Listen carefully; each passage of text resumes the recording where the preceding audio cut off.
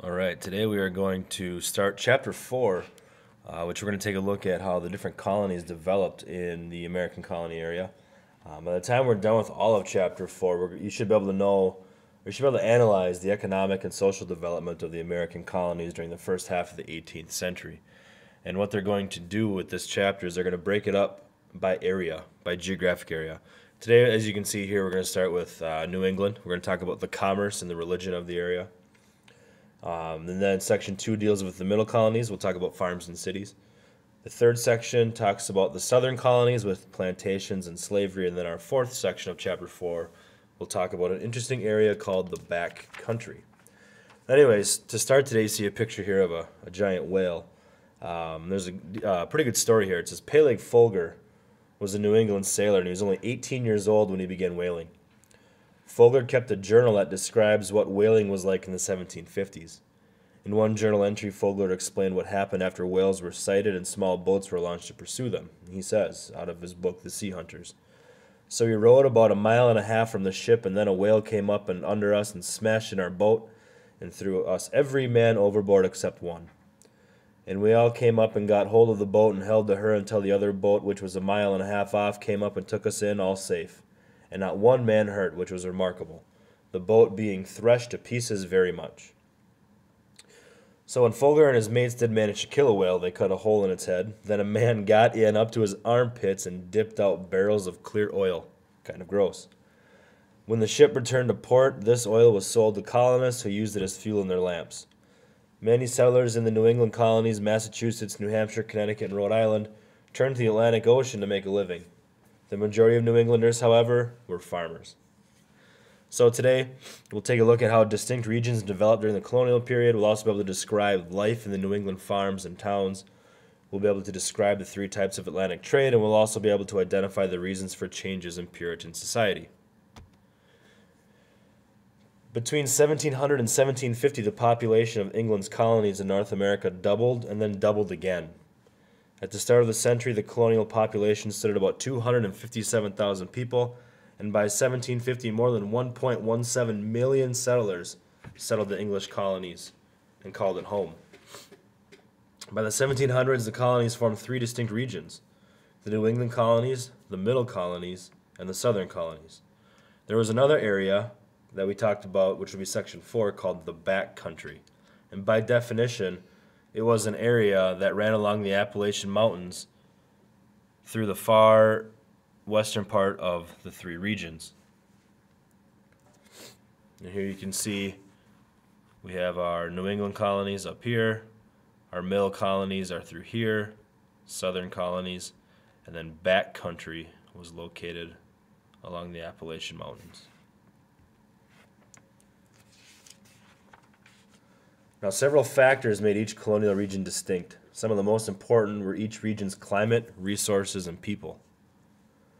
New England had very long winters and rocky soil, so the English settlers made up the largest group in this region's population. The middle colonies had shorter winters and fertile soil, and the region attracted immigrants from all over Europe. The southern colonies had a very warm climate and very good soil, like we talked about in chapter 3, and there some settlers used enslaved Africans to work their plantations. And finally, the back country's climate and resources varied depending on the latitude. There are a lot of Scots-Irish that made up a large amount of the population there. They're an interesting bunch. We'll talk about them later. So during the colonial era, the majority of people made their living by farming. However, the type of agriculture they practiced depended on the climate and resources in the region where they settled. Now, life in New England was hard. The growing season was short, the soil was very rocky, and most farmers practiced subsistence farming. That is, they produced just enough food for themselves and sometimes a little extra to trade in town. Most New Englanders lived near town, and this was because colonial officials usually did not sell scattered plots of land to individual farmers. Instead, they sold larger plots of land to groups of people, often to the congregation of a Puritan church. A congregation then settled the town and divided the land among the members of each church. So this pattern of settlement led New England towns to develop in a unique way. Usually we had a cluster of farmhouses that surrounded a green, which was a central square, where a meeting house was located and where public activities took place. Because people lived together in small towns, shopkeepers had enough customers to make a living. Also, if the townspeople needed a blacksmith or a carpenter, they could pool their money and hire one. And so here you can see what it kind of looked like. We'd have a lot of surrounding little homes with a town square in the middle, although this is like a holding pen, but this is kind of the arrangement how they would set up their homes. Now, New England's rocky soil made farming very difficult, so in contrast, the Atlantic Ocean offered lots of economic opportunity. In one story, a group of settlers was standing on a hill overlooking the ocean, and one of them pointed out to sea and exclaimed, "There is a great pasture where our children's grandchildren will go for bread." The settlers' prediction came true. Not far off New England's coast were some of the world's best fishing grounds. The Atlantic was filled with mackerel, halibut, cod, and lots of other types of fish. New England's forests also provided everything needed to harvest these great pastures of fish. The wood cut from iron-hard oak trees made excellent ship hulls. 100-foot tall white pines are ideal for masts. Shipbuilders use about 2,500 trees just to produce one ship.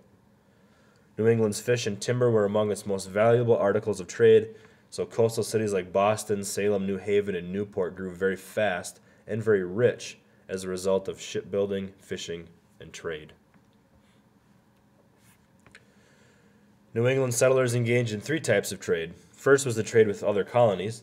Second was the direct exchange of goods with Europe. And the third type was what we call the triangular trade, which we will define on the next page. This would be a good chance to pause right now, write all this stuff down, and then flip to the next one when you're finished. Now, the triangular trade was the name given to a trading route with three stops. For example, a ship might leave New England with a cargo of rum and iron, and then in Africa, the captain would trade his cargo for slaves. Slaves then endured the horrible middle passage to the West Indies where they were exchanged for sugar and molasses. Traders then took the sugar and molasses back to New England, and there the colonists would use the molasses to make rum, and the pattern would start over. So here from New England would be things like rum, guns, gunpowder, cloth, and tools. That would go down to West Africa, where slaves would go back across the West Indies, where we would trade from the West Indies to New England, sugar and molasses.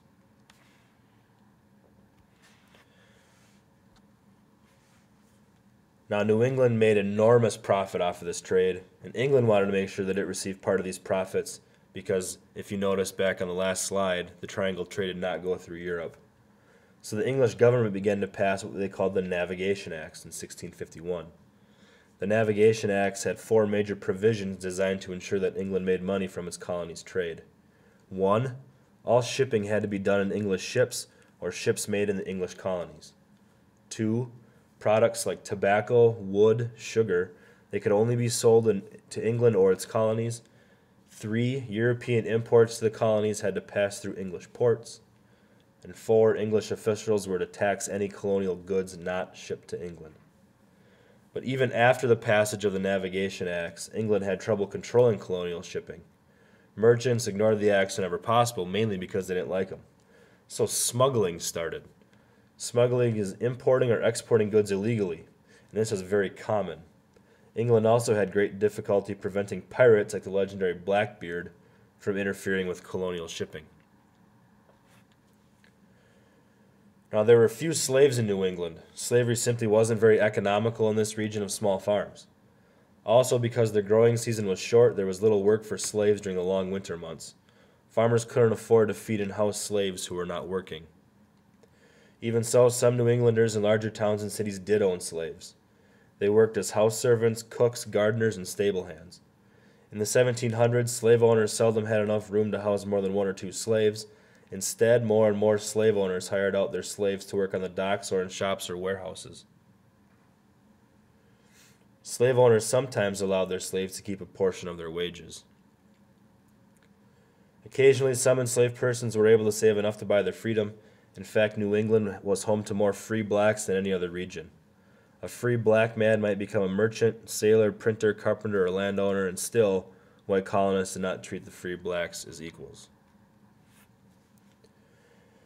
Now, the early 1700s saw many changes in New England society. One of the most important was the gradual decline of the Puritan religion. There were a number of reasons for this decline, which I'm sure you can probably figure out based off of past examples. Now, one of the reasons was that the drive for economic success competed with Puritan ideas. A lot of colonists, especially those who lived along the coast, seemed to care as much about business and material things as they did about religion. One observer even said, Boston is so conveniently situated for trade, and the genius of the people are so inclined to merchandise that they seek no other education for their children than writing and arithmetic. Another reason for the decline of the Puritan religion was the increasing competition from other religious groups. Baptists and Anglicans from England established churches in Massachusetts and Connecticut, where Puritans had once been the most powerful group. Political changes also weakened the Puritan community because in 1691 a new royal charter for Massachusetts guaranteed religious freedom for all Protestants, not just Puritans. The new charter also granted the vote based on property ownership instead of church membership. This change put an end to the Puritan Church's ability to control elections. Now to the south of New England were the middle colonies, which developed in quite different ways, and we will talk about that in our next section.